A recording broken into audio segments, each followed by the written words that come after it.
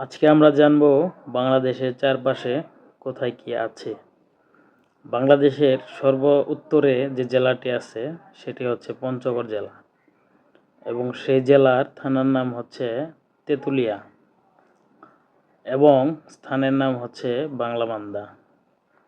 এবং বাংলাদেশের সর্ব দক্ষিণে যে জেলাটি অবস্থিত তার নাম হচ্ছে কক্সবাজার এবং যে থানাটি অবস্থিত তার নাম হচ্ছে টেকনাফ এবং যে জায়গাটি তার নাম হচ্ছে সেন্ট মার্টিন বা ছেড়া দ্বীপ।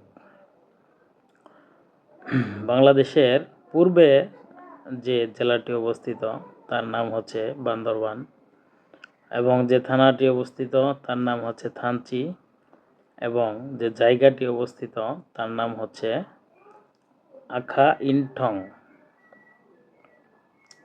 বাংলাদেশের পশ্চিমে সর্বপশ্চিমে যে জেলাটি অবস্থিত তার নাম হচ্ছে চাঁপাইনবাবগঞ্জ এবং যে থানাটি অবস্থিত তার নাম হচ্ছে শিবগঞ্জ এবং যে জায়গাটি অবস্থিত তার নাম হচ্ছে জমিনপুর অথবা মনাকষা।